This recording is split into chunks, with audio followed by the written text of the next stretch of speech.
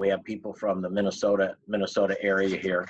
Um, because my grandson goes to St. Thomas School up there. And of course, I own a AA baseball team of the Pensacola Blue Wahoos. For baseball fans, this is actually Billy Hamilton's jersey when he broke the minor league baseball stolen base record. I never wore it, but I put it on today in lieu of sort of baseball season sort of going on. And also, we're affiliated with the Minnesota Twins, so it's sort of ironic that you're up there in Minnesota. So if you see Dave St. Peter, the president and CEO of the Twins, tell him hello. I also got to know Jim Abel and Charlie Meyer from the Lincoln Salt Dogs years ago in Lincoln, and of course, have worked almost in all your communities with hospitals. So nice to have everybody better on. Today we're doing a special for those of you in Pensacola.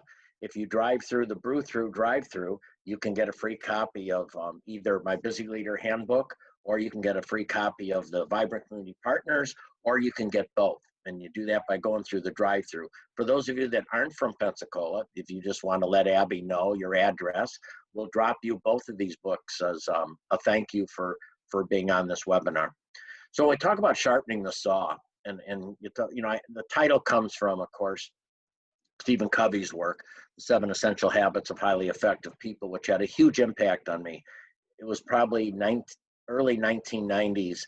I was in my second supervisory leadership job at a hospital in Janesville, Wisconsin.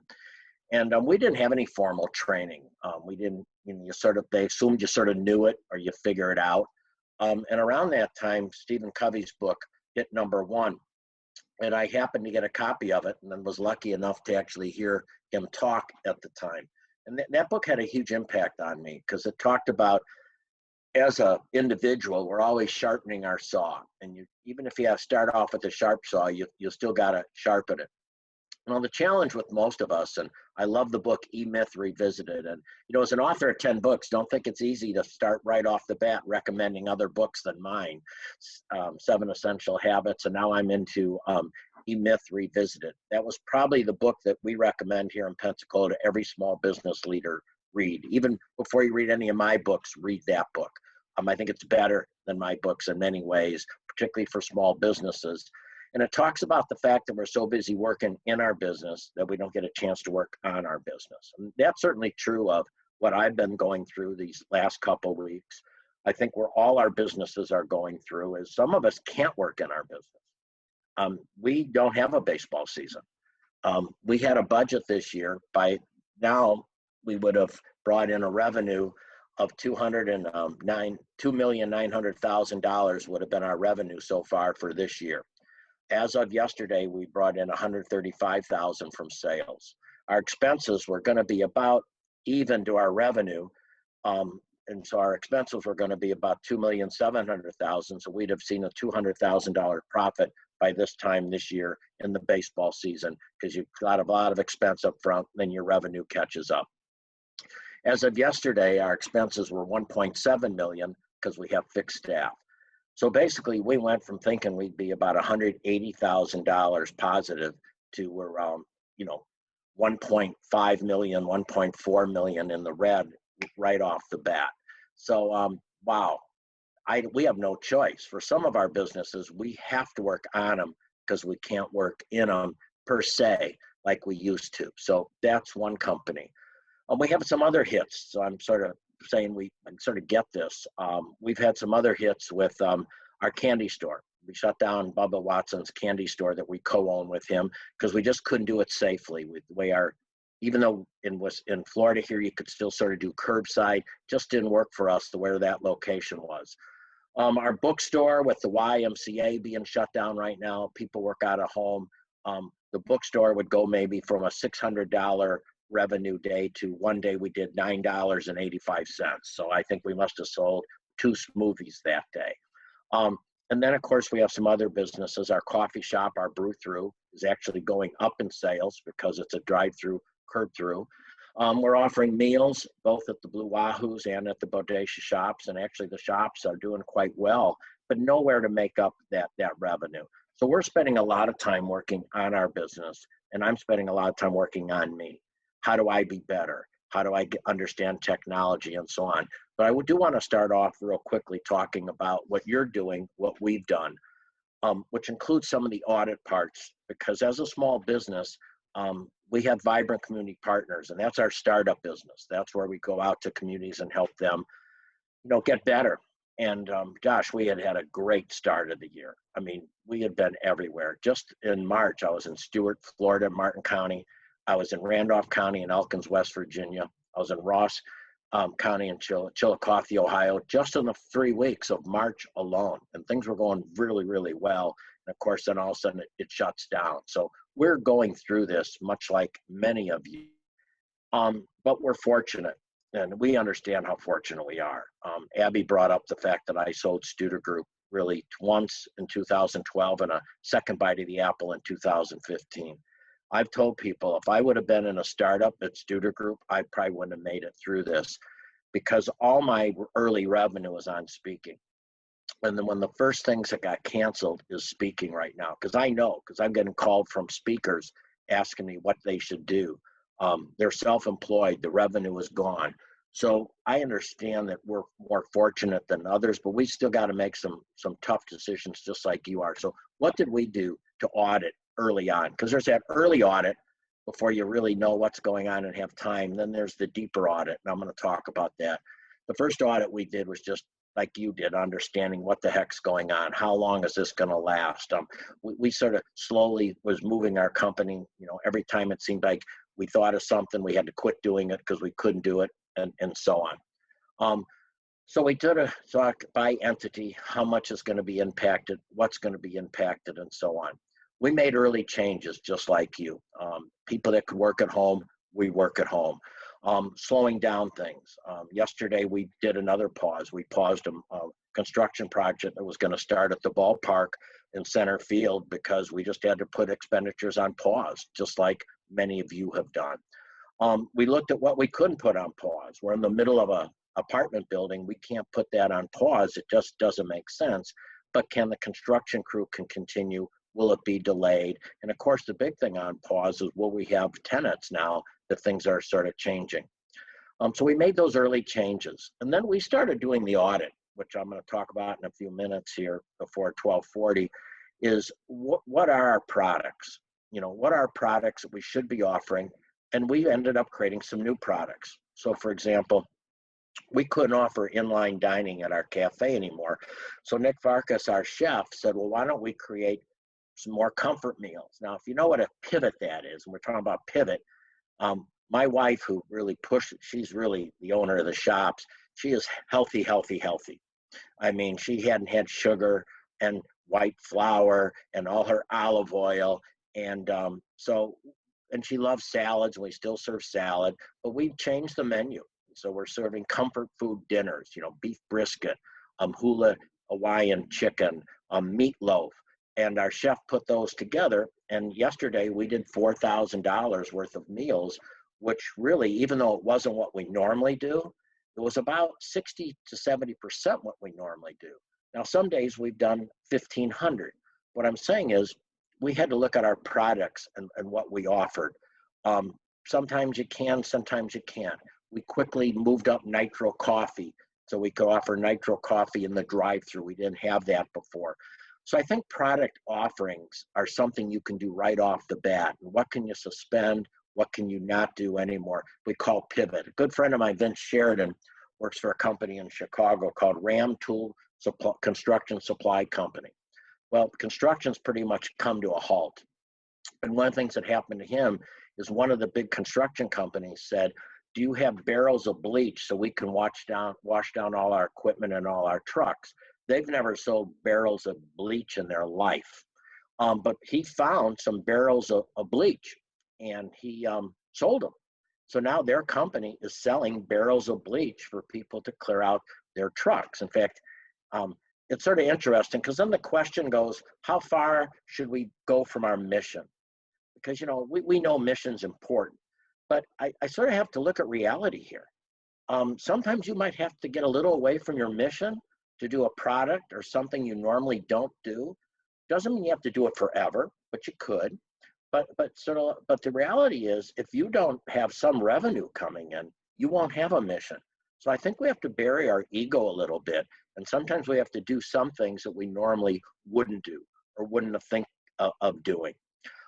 We like, and this is where G Beta and has been so good to us, and we're excited to have them in the Pensacola community. Rishi and I are funding them, and it's interesting when we looked at what we were kind of cutting the budget. There were some things that we're cutting, but some things we're not. We are not doing. We are supporting small business training that we do through Student Community Institute because we think it's more valuable now than ever. We're fully funding. It would have been real easy, and Abby knows this. We have a certain dollar amount we're going to spend with them, G Beta, and it would have been easy for us to call them because it really wasn't going to still like this second, third quarter here and say, you know, with what's going on, we're pulling back. We didn't. We want to keep the throttle down here in Pensacola, and I hope you want to keep the throttle down in Lincoln and Minnesota because we right now need more training on entrepreneurship. We need more acceleration. So the spring is something we're really dedicated to. So that's an analyze that we're going to do and keep doing. We, like you, looked at every funding source that we could possibly look at. The first thing we did was we pulled every line of credit we had. I learned this from Chuck Devaney, who's a managing partner of a venture capital firm in Baltimore called Juggernaut. And I called Chuck up and said, you have a lot of small businesses you're investing in. What are you doing? He said, we are pulling every line of credit we can and putting it into the small businesses because we know it's going to be harder to access funds. So if you have a line of credit right now, make sure you're grabbing everything you can. We also, because you can always put it back and it's a little interest, but you don't know if you can get in the future. We also, through a lot of the work with G Beta and others, have looked at the payroll payroll protection plan. We've got looking for loans out of everything we can do to buy time. Just like we're buying time with physical distancing. I always call it physical distancing, not social. So we can bend the curve. We're buying every time we can to hope that we come out of this. So many minor league baseball teams are laying off the majority of their staff, and we might get there. But if we can get some of these access to some of the government money that they're talking about, that might buy us time till things free up. So we're continuing to adjust our operations, and we have done best, mid, and worst case scenarios. So one of the ways to sharpen your saw is, if you have time right now, is look at those scenarios. And I'm sure you're doing this, but we already went back. The best case scenario is we reopen May 1st. Well, that's sort of gone. So now our mid-case scenario for many of our businesses will just relieve itself between June 15th and July 1st. We're hoping for that. And then we've got some scenarios. What if the Blue Wahoos and the baseball season doesn't open at all?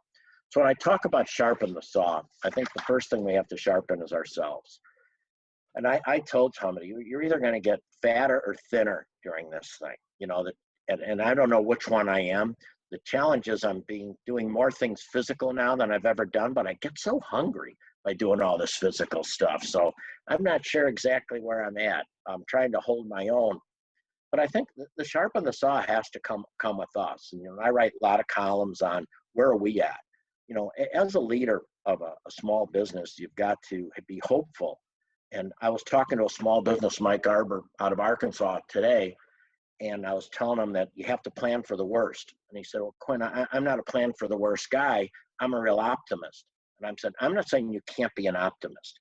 Being an optimist is really, really good, but you've got to also plan for worst case scenario. And I know for some, that might be closing the doors. For some, that might be doing things that you wish you never had to do. And I said, doesn't mean you're going to go there, but you need to go there. Every year in healthcare, we had a budget based on this amount of reimbursement, and what if this happens? We found that very healthy because many times we didn't have to go to worst case scenario, but we were able to make adjustments as things came along. So I think that the hope for the best, but plan for the worst is really, really important for sharpening the saw. Couple other things, I think the basics are your finance, your communication. How are you communicating to employees? Yesterday, we had a Zoom meeting. We had 178 employees we invited. That's how many we have to be on a Zoom meeting. We knew some of them couldn't be on. We recorded it. And before we did it, we sent all our financials out to them. Many of them, though we'd done this every month, had probably never looked at it like we did. And we sort of went through the financials, which helps them sharpen their saw, see what they can do to reduce cost, what they can do to build revenue. I think messaging is really important right now to sharpen your saw. How do you message the why? You know, today, yesterday, we had a really good day at the brew through. We did a little bit over $1,000. We did, as I said, $4,000 in our Pensacola curbside service. We did almost $1,000 in Janesville at our shops there. Now, that's not going to be where we need to be in the future, but that's pretty good. So my message was, for those of you that are promoting our services, and we have a lot of local people, and we promote a lot of them. We just took a 2-page ad out in the News Journal last week, and of all the businesses that we knew of that were still open, I said, you help somebody get a job. You help somebody work. And we always commit back to why we're in this. We're in this for teamwork. We're in this for developing, loyalty to our company. And my dad worked for General Motors for years. And I almost used to cringe when somebody pulled into our driveway that was a relative of ours that was in a non-GM car. Because he would literally go out to the driveway and have a conversation with them about, don't they want him to have a job? That when they're driving cars that are not driven by him, they are hurting his family, and what can he do to get them to buy a GM automobile? And I think that loyalty is really important in our community, and I think it's loyalty to keep our workforce working. And that's what we're trying to do right now, as much as we can, keep our employees working, but some of them aren't going to be. And Diane Hendricks in Beloit, Wisconsin, who's one of my idols, is in the hotel and restaurant business. And she was talking the other day, maybe 2 weeks ago, on the phone that they had to lay off a number of people. But what she was doing was having her staff call all the people that got reduced, lost their job, even if they were furloughed, but talk about what can they legally do now? How do they go about getting unemployment? What can they help them with?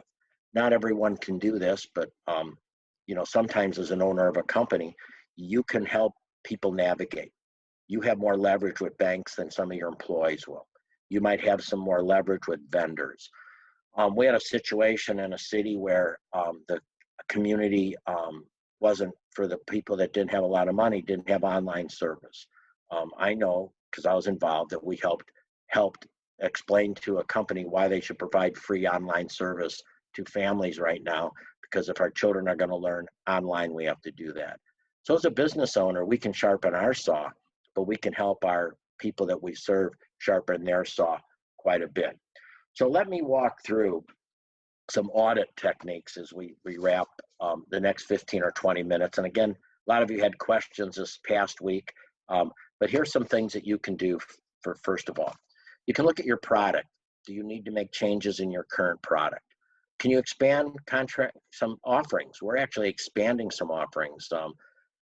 We're offering wine and cheese trays to people that are doing virtual happy hours, for example. We're doing Easter meals. And I'm just talking about our business, and not to promote our business, just to use you an example of we're trying to expand our product offerings. Online services, online training. I was on the phone today with two great leaders, Mike and Horton from Springfield, Ohio, at the chamber there, talking about, can I do a virtual webinar for them? Because they seem to be working out well here. Can I help their chamber? Because they've been very good to me over the years, work with that. I think customers are really important. This is interesting too. Remember, a lot of people you haven't been able to get a hold of are not as busy as they used to be. So I'm doing more one-on-one calls with businesses than I've done in a long time, because I was literally on the road. So almost from January through a couple weeks ago, I was on the road. I couldn't have done some of the things I'm talking about today. This is a good time for you to reach out to a mentor, reach out to somebody you consider that could be helpful, to pick their brain a little bit. I got a call today about someone in the healthcare field, and he said, Quint, what should I do here? I've lost some of my business, and where can I go? And this is, again, looking at customers differently. And we talked about the customers he currently has, even though they're hospitals, he can't go on site. What services can he start offering them now better than he has before? We also talked about some potential customers that he was talking to or has talked to that he's not talking to right now. Because you're not going to call, the thing that turns anyone off is somebody trying to sell you something at this time in need. I'm sure we're all getting it. Somebody selling me something, particularly that I'm in healthcare. I can't say how many people have called me because they have something that they think they could sell to healthcare providers. It just sort of turns you off. I know they're trying to be helpful, but it's just a situation you get tired of. At least I do. So I talk about the fact that you probably don't want to try to sell them. Hospitals are losing millions of dollars right now because what's happened is every healthcare provider has stopped providing what was profitable, which was outpatient services and elective surgery. Most hospitals are losing $1 million a day. Some of them losing much, much more of that. Now's not the time to call to try to sell them something, even if it makes sense to you. But it is the time to call your customers and offer something for nothing. Even if you say to them, when you have money, pay me. We're doing that right now, Student Community Institute. We offer this week, any small business that wants to take our online courses can do so for free. Even though we'd like them to pay, they can do it for free. And then they would owe us money. And then when they can pay us, we'd like to get it paid. But right now, we're more interested in them still existing than us making $49 or $89 or $129 on a course, though that is important to us because we have employees that we want to keep up. So I think it's a really good time, just like Vince Sheridan did in Chicago. He figured out that his people aren't building right now, but they need to decontaminate all their construction equipment. So he understood by talking to the customer that he needed to change his product offerings. We're understanding that, and I think that's something that we can all do. So for example, I know some of my good friends in the exercise business are online, sending videos to their customers that here's some things you can do. Here's some exercises you can do at home. It's those types of things that change. I think employees are very good right now to check up, but really sort of get to audit them a little bit. You're going to have a great chance right now to see which one of your employees really step up and which ones don't. Which ones, in my mind, get what we're trying to do. Again, I use these examples. We're scratching, just like everybody on this phone right now, for probably every dime, dollar, penny that we can get, because that's going to help people keep working. We have shops that have flags out in front of them. And if we have a shop that says it's open till 2 p.m. or 5 p.m., they're different. We want that flag out until the time it says it's gonna close. If we have a sandwich board out, we want it out there. The employee that's your future keeps those flags out there till the end. They keep that sandwich board out there to the end. That employee for us that pulls them out a little sooner because they want to get out of work as soon as they can, that's not the long-term player for us. That's not the one that we probably are going to look at in the future.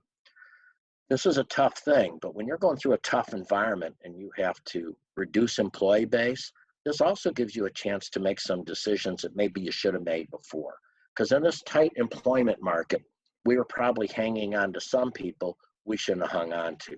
So one of the ways to sharpen your saw right now is really look at your workforce. What's the skills they have? Are they in the right seat on the bus, as James Collins would say? It's a great time. One of the things I find with small businesses, we normally don't have good job descriptions up to date. Standard operating procedures, that you should be all over standing operating procedures right now. Right now, you should look at every standing operating procedure you have. And if you don't, read the book E-Myth Revisited and start putting them in place. This is a key to what we're trying to do right now, because that creates the consistency and the always behavior. Evaluation tools. Do people get the evaluations? How's the evaluations? So now's the time that you can hardwire these things that you never got around to. Is there anyone that in the organization is really stepping up? Is anyone that you can put in a different position? A lot of training and teaching. We have a lot of young employees that we have to teach. So for example, we missed an opportunity yesterday in a way. It was opening day for the Blue Wahoos. We didn't have an opening day. We could have probably done something. Now we were showing last year, one of last year's game on our Blue Wahoo Facebook. We probably could have offered a opening day meal that come to the ballpark, curbside service, get your hot dog, your crackers, your baseball food. So we're learning, but now what we can do is put that down for a learning environment, something we can do. But maybe the employee might not think like that. So now it's a time to train your employees. It's creativity. We're probably going to be doing fireworks. We think our community needs some feeling good. By now they would have seen fireworks at the ballpark. So we're working on fireworks right now and looking for community sponsors. Now see, that's thinking outside of the box. So now's the time to truly think outside of the box. And now also look at your hiring and onboarding techniques. How are you selecting? How are you managing your people? And when you look at marketing, the thing about marketing is people think it's advertising dollars. And I covered this the other day. How are you doing it? So for example, today was my free book giveaway on the 10th and the 11th. And I said, heck, you can just get them for free, put them on eBay and at least make a few bucks that way right now. So we had an employee go down there today and videotape cars going through the drive-through getting the book. Now that's marketing. That's now putting that on social media to show people what they can do. So how are you using your current advertising? How are you changing it? What are you doing to be a little bit different, just like these virtual things? Great time to upgrade technology. We've been upgrading, even though the dollars, a lot of times you can upgrade this for almost nothing. Certainly looking at the technology, this is going to change us. Now, I own 3 commercial office buildings, so I'm going to say to you, might have a little pain, but we're proving you don't need as much office space as we might have. I had a lady yesterday say, Quint, since I've gone virtual, I think I'm gaining an hour to 2 hours a day working because I'm not commuting. I think it'd be great morale if we could work out of our house. And I said, you could always work out of your house. We just didn't make that real plain. We've always been pretty flexible on things. Should you have some probably set office hours? Yes. But look at technology, look at the systems. It was pretty cool. I was just on a call with Springfield, Ohio. I Zoomed it, and we have some work to do. And right after I Zoomed it, it automatically recorded itself and literally sent it out to a mailing list we've set up of other people so we can make sure we have follow-up. This is a good time to look at your audit, your financials. For example, we're looking at, we're offering this food, but is it profitable? What services were nice to have? What were must to have? Consultants, and it sounds, I've been in the consulting business. The first thing everyone does is get rid of consultants, but should you? I'm not sure you should. I think that's an individualized decision. We have probably spent more money on accountants, and we've spent more money on technology. We've spent more money on lawyers right now than we've spent in a long time, because they're going to help us get access to certain things that we need to survive. Facilities.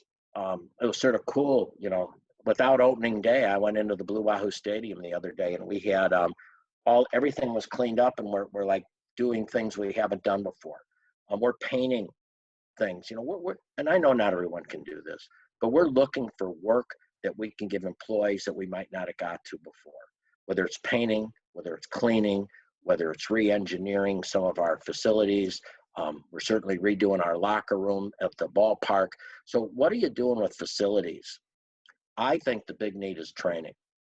We normally take all our managers off site for 2 days every 90 days. The next 2 are May 6th and 7th. We are not going to do that. We're instead going to have them, they have to finish all our online courses. We're like the plumber with leaky pipes here. We offer online courses to everybody else, but sometimes we don't take them. Years ago, I was working with a healthcare system, and they hired us to put in a training program. And the person in charge of training was a little upset because here she'd been putting this program together forever, head of organizational development. They hear me talk and they give us $175,000 to come set up a training program. And here she said, well, I've been doing this. So when I got there, I got to know her, and we got over the little bit of frustration that she had. And I looked at their training, and it was excellent. So when I met with the senior executive team, I said, well, first of all, congratulations. You've already got a lot of the training that you're asking us to do. You already got it. And then I said, well, let me ask you a question. You're all the top executives. How many of you have taken all the courses? No hands went up. How many have taken half the courses? No hands went up. I said, how many of you have attended one of these courses? No hands went up. And then Frank Zacco, who's now retired, the CEO, said, I guess we know the problem. It's us. This is a great time for training. This is a great time to make it mandatory. Remember, if you use the word mandatory, 93% of the people are going to do mandatory training. About 60% of the people will do what's recommended. About 20% of the people will do what's suggested. So you've got to use the word mandatory when you're looking at training. And there is a great time to do training. Time to look at your suppliers, look at your distribution, and of course, where's the puck going? What's the strategy? I think for us, we're constantly now looking at, when we get done with this, how are we better? When we get done with this, minimally, you should have the staff that you plan on playing long term. We all know that we've probably, and if we were really busy with the labor shortage, we might have hung on to people that maybe we shouldn't have hung on to, or we are a little bit more flexible. Now's the time to make sure when you come out of this, you've got the right team. Now's the time to make sure when you come out of this, you've got the right product. Now the time when you come out of this, you know you've got the right hiring, the right onboarding, and so on.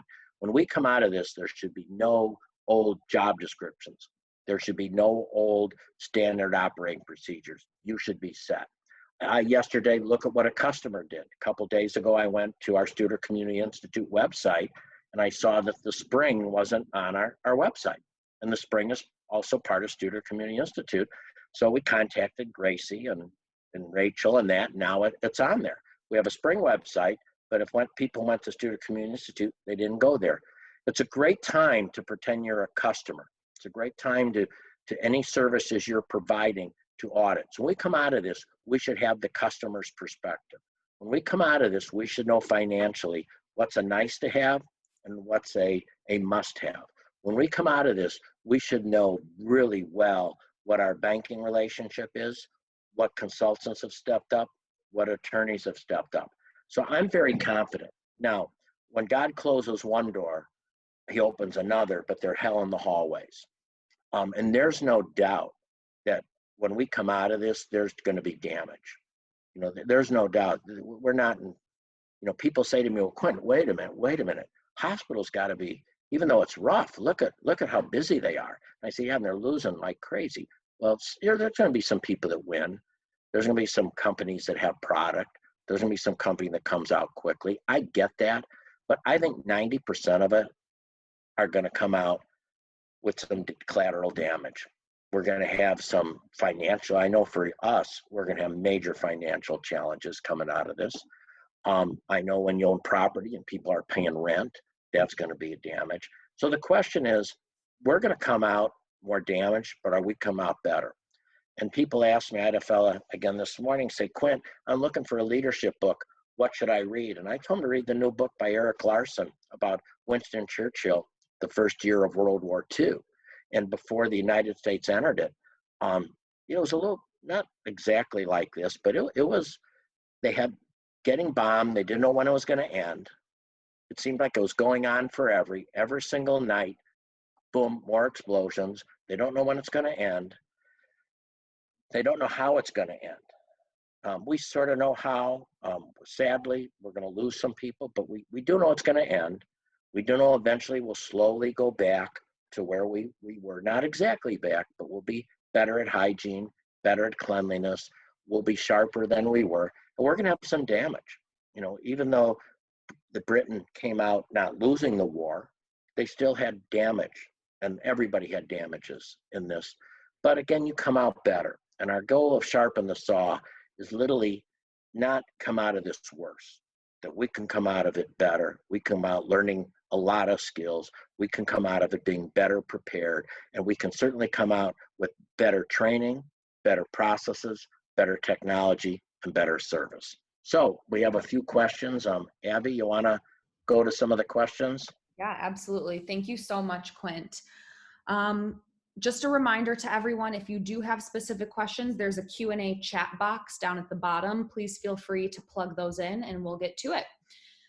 So earlier on, we talked about shifting a lot of sales from, in person to e-commerce, or just kind of changing into more of a digital format as we're, selling product. Have there been any best practices that you've learned about this, or what recommendations do you have from taking a business from brick and mortar to primarily online? Well, I think the challenge is, how do you do it financially? And you're going to have to do it, but you're going to realize that that means you're going to have to get rid of some cost. There's never a chance, I think, when in this environment where you can make that transition and your online revenue at first or ever is going to hit some of your capital. You're seeing that in healthcare and many businesses right now. So I think as you go there, you realize it's a transition period, and that you're going to have to just not fall into the trap of thinking that all of a sudden online is going to make up for what you were doing. So I don't have any great tip, except you've still got to do two things that we have to do every single day in running a company. You have to build your revenue while you're lowering your cost. And the challenge right now is we have to lower our cost much quicker than we can build our revenue, because unless you're in some real unique business right now, you're going to basically be in a period where you can't build your revenue as much as you reduce your cost. Great, thank you. Kind of staying on the topic of digital. So obviously technology has afforded us a lot of opportunities during this time, but they're also, it might put up some roadblocks in the ways that we have best found to do certain things. So as you've transitioned your businesses to primarily digital and your workforce to virtual, what are some roadblocks and pain points to watch out for? And have you found best practices yet for overcoming these? I think one of the best practices we find, and again, everybody's a little bit, I think what I'm trying to say here is, don't compare, because we're all going to compare ourselves out, but relate. So we all have differences, but be real careful you don't consider yourself terminally unique. We're unique, we're different, so different that we can't relate. I think one of the challenges of certainly remote from an employment base is, and we've got these in questions, is what are they doing? How are they doing it? So as an employer, you got to be more flexible. I mean, if I have a person that works for me and they're working at home now, but they're also homeschooling their children, their hours are going to be different. I have to adjust to their hours much more. But what we do is we require our people that are virtual to do a thing to their boss. What's the 2 or 3 things that you did today that drove the company, drove your department a little bit forward? I think you have to be comfortable, and I don't call it micromanaging. I think it's calling, if they worked with you, would know what's going on. So I think you've got to be able to put systems in place like that. We created a virtual, we're now piloting a virtual break room that people can go to. But I think the idea of a couple things, and I'm going to go off tangent, but it's real close. Anytime you're looking at performance, you're looking at these 4 things. Number 1, do people know the specific goal they're going to accomplish? So when we ask people to go to online training right now, they also have to, when they finish the course, tell us, what are you going to put into action based on what you just heard? We don't want to hear that you took the course. What are you going to put into action? So step 1, for those of you that are listening, is, do every employee know the outcome you're looking for? Then they know specifically what they're going to do. We told we think cleanliness is so important. We told our cafe workers who are preparing food, even though a lot of people won't be in there, if they're not wearing a cap, we're going to have to fire them, because that's a safety issue. And we have to have 0 tolerance when it comes to safety and cleanliness. Clarify, what's the outcome? What do you want people to walk out of what you're asking them to do, even if it's virtual? What do you want them to get done that day? Or what are they going to tell you to get done that week, that next 2 weeks, that month? Number 2, self-awareness. I think performance feedback is really, really important. And there has to be self-awareness. So you can't say because we're virtual, you don't have to do some things. Yesterday, I had to send a note to somebody who reports to me because he missed an assignment. Now, he can come up with all sorts of reasons why not, but he's got to do this assignment. So self-awareness. Self-awareness comes both from our own self-awareness, or our self-awareness also comes from people giving us feedback. So we have to, even in a virtual environment, be able to give people feedback on how they're performing and so on. I wrote a note again this today telling someone that, they're in charge of operations. So they've got to be looking more at that revenue stream. And even though they're not directly in charge, the person in charge of this reports to them. So when I look at that revenue, I'm not looking at that other person anymore. I'm looking at them to drive it. The third thing is, does the person have the opportunity to learn the skill? So I think as a company right now, you have to say, am I providing my employees, my managers, the opportunity to learn a skill? Then the third component, the second part of that is, do they have the capabilities? We just might have some people right now that don't have the capability to be successful in where this environment is going. The good news is the government's providing a lot of resources to them, unemployment and other things that you wish it didn't happen. But does the person have the capability to learn the skill we need? And the last part is compliance, because that's really what we're talking about, compliance. People that work for me by FOC, direct reports, have to provide me a list of 2 or 3 things they've done. Gracie, you're always one of the very best. I see you on the line here at the spring. You get yours in even a little early every day. Between 4 and 4:15, I'm probably going to get Gracie's today. So I think we have to say, do they know the outcome? Do they have the awareness of how they're performing? Do they have the skill set and the opportunity to achieve that skill set? And compliance. Where most companies fall down is in compliance. That's where I think the real rubber hits the road. Abby, next question. Thank you, Quint. Going to point number 2, we were talking a lot about like holding employees accountable. Obviously, right now, a lot of personal situations are drastically different than they were a month ago. So how do you balance, holding employees accountable and having these expectations with the fact that they might be home with kids, as we were talking about earlier? How do you have empathy toward that, but still make these clear expectations about the results that need to be driven toward? I think the combination is, now there's some exceptional things. I mean, there's illness, there's certain things you have to be sometimes have the empathy.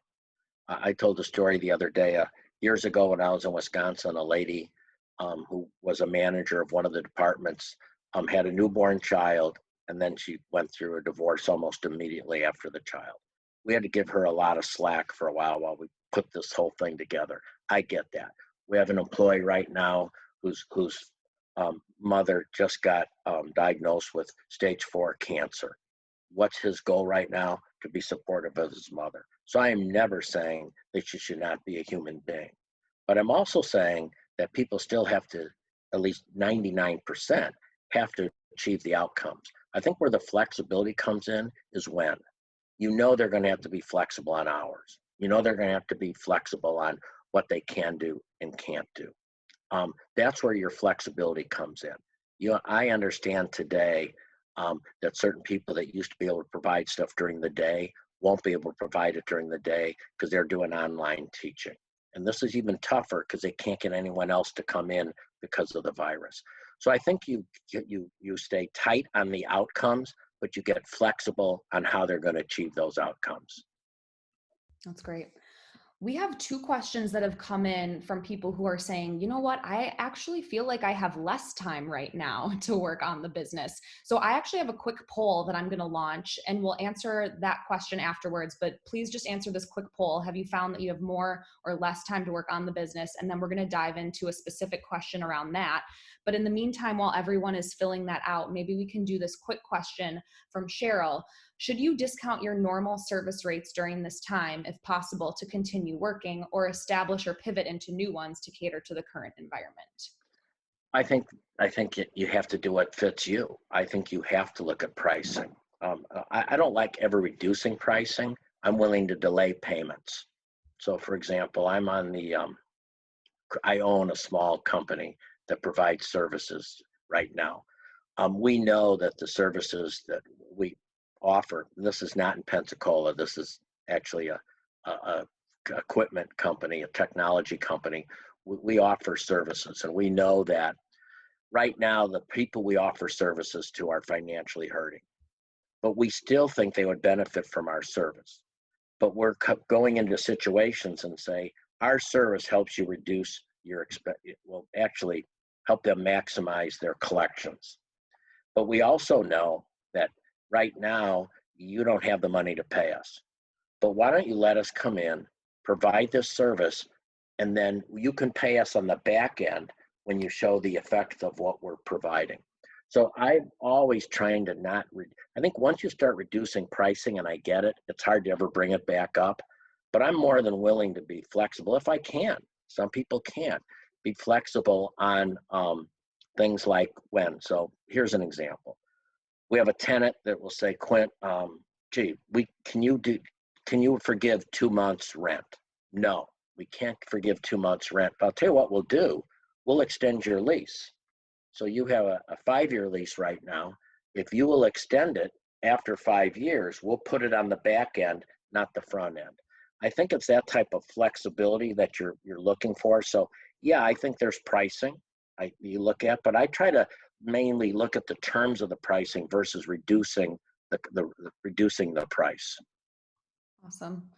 So I'm going to end the poll and share the results. You'll see it's pretty 50-50. About half the people say they have more time and half say that they have less. So obviously a lot of this discussion has revolved around folks who might have some spare time. What would you recommend for people who are finding that they're still chasing to catch up? What aspects of this should they be prioritizing? Well, I think when you look at time, it depends. I think I will tell you, our people all say they're busy. So I'm not saying you're working less hours. When I'm talking about sharpen the saws, for example, right now we have no baseball games. So I can't imagine people were as busy getting ready for baseball games when you have no games. Yet we have certain employees that's what they've done. Now, we're of course hoping we start. So I'm not saying they are working less hours, but they can do different things with those hours. So when I say less time or more time, I think the question is, how are you utilizing your time? And the other thing I would recommend, years ago, we hired a fellow named Clay Sherman who wrote a book called The New American Hospital, and he came up with, many of you have heard of KRAs, key result areas. And one of the things he pointed out is, and everybody should take at least 1 hour a day that they just sort of think about what their work, what their business is, what they're doing. So what we're really trying to talk here is, what are some things that you can do differently with your hours? What are some things you can look at? So I'm not saying when we did this audit, we're working less, we're just working a little bit differently. I was able to go on our student community website and do an audit the other day. I've not done that in a year. Why? Because I had some time to do that, because I wasn't in an airplane, wasn't on the road.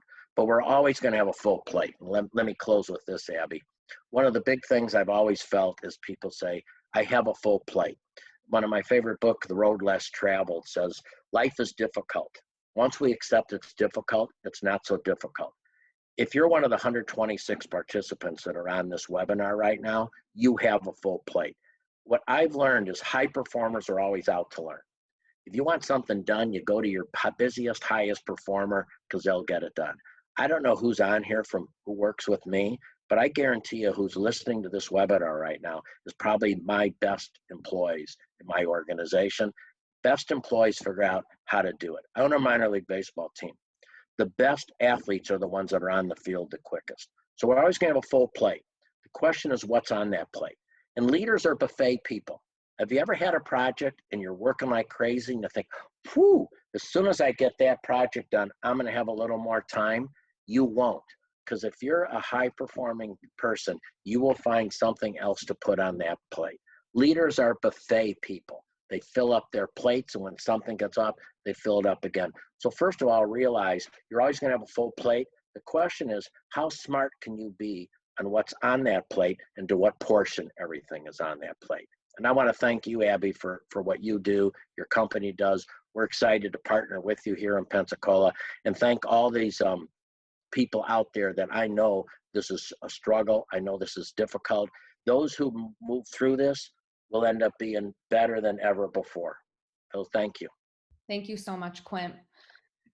So to wrap things up in these last couple of minutes, just want to make a few quick announcements. We mentioned that the premise for this talk was based off of an article that Quint wrote. If you enjoyed today's discussion and you want to sign up for Quint's newsletters, we will send that link out in an email after this, but this is also the URL to go ahead and do that. studeri.org/newsletter-signup. We also mentioned at the beginning of the call that Quint has a couple of books that if you're interested in, he has many more books than this, but if you're interested in particularly these two, either in the Q&A chat, send us your name and mailing address, or feel free to email your emergency response program point of contact, your mailing address, and we will get you some copies of those. And then a quick reminder, at least for the Pensacola folks, for the next webinar that we're going to be doing, Andy Maurer is a mental health and wellness expert. He's a licensed therapist, and he's going to be talking with us on Tuesday in a webinar on mental health and wellness, both for you, business owners, and your employees. If you have not yet signed up for a one-on-one consultation with our team, please do that. We are really enjoying the conversations that we're having with each of you. It's a low pressure way to just learn more about some of the resources made available to you at this time and talk through any challenges that you're currently facing. We really want to help. If you don't sign up for one, fair warning that we're going to give you a one-on-one phone call anyway. We really want to talk to you. So please be proactive and sign up for one of those. Okay, and then last announcement, we have recorded this webinar and we'll be posting it to our resource pages, and we'll also send you the link in a follow-up email so you can go and revisit any of the topics that Quint was reviewing. So thank you so much. Hope to see you on the next webinar and hope you all have a great day and stay safe and healthy. We'll talk to everyone soon.